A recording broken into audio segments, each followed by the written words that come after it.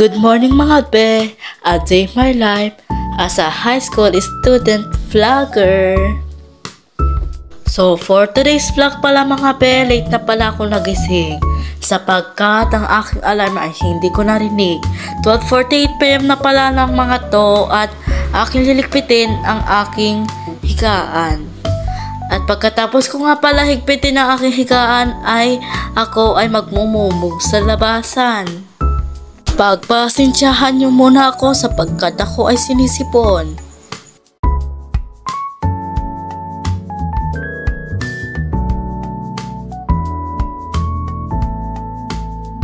Ako'y lalabas na sapagkat ako nga ay magmumumog na. At yan na padaan pa sa salamin para mag-selfie-selfie. So sa mga oras na ito ay ako ay papalabas na sapagkat ako ay magmumumog na. At hindi ko na malayan na 12:50 na kaya ako'y binibilisan na magmumog dire. So pagkatapos ko nga magmumog, dali-dali kong kinuha ang aking brush. Kulay pink pa nga to kaya pagpasensyaan nyo na. So that time nga magbra-brush na ako sapagkat anong oras na nga? 12:59 PM na pala dito sa amin at aming call time ng practice ay 1 PM.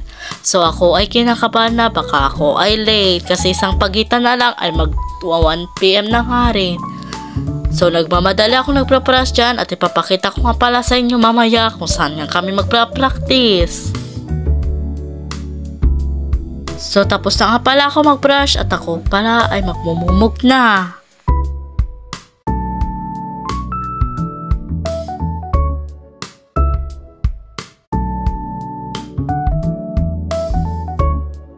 So that time tapos ko na nga pala mag-brush at dali-dali akong pumunta sa aming kwarto upang kunin ang aking mga damit at ang aking short. Hindi na pala nga ako kakain sapagkat ako na lang ay maliligo na sapagkat ako ay late na. Kukunin ko na nga pala sa aming banyo ang aking tuwalya at sa kabilang banyo naman ako maliligo. Dito pala ako maliligo. Magtra-transition ako at ako ay tapos na ngang maligo.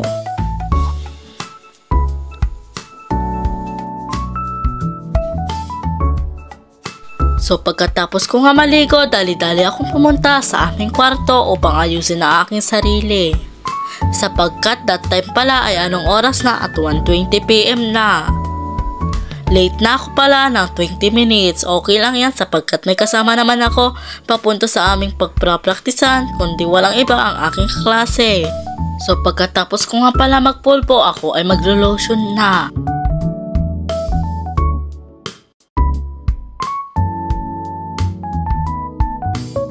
So pagkatapos ko nga pala mag-lotion, ako ay dali-daling magpapabango. Siyempre hindi mawawala yan. So pagkatapos ko nga pala magpabango, pumunta ako sa kabilang kwarto namin. Kaya ang gagawin ko pala dito ay magde-deodorant. Siyempre hindi yan mawawala para mabango ang ating kilikili.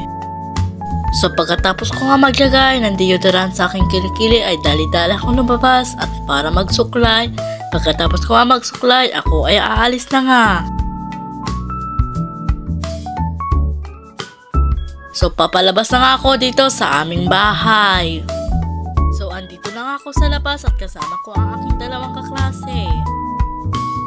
So that time nga pala ay papunta na nga pala kami sa aming pagpra-praktisan.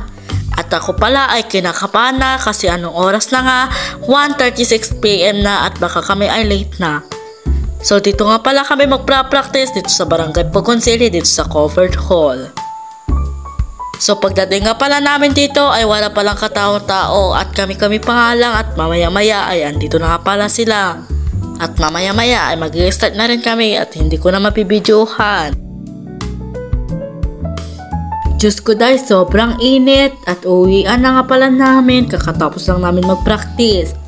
Kasama ko nga pala ang aking kaibigan at malapit na nga pala ako dito sa aming bahay. Andito na nga pala ako sa aming bahay.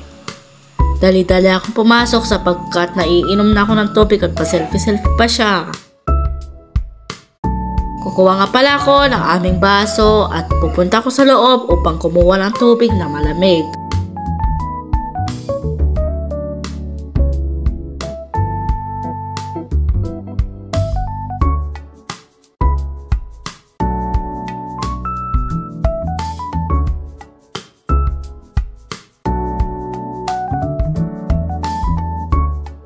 Pagkatapos ko nga uminom ng malamig ay dali-dali ako pumunta sa kwarto upang magpahangin.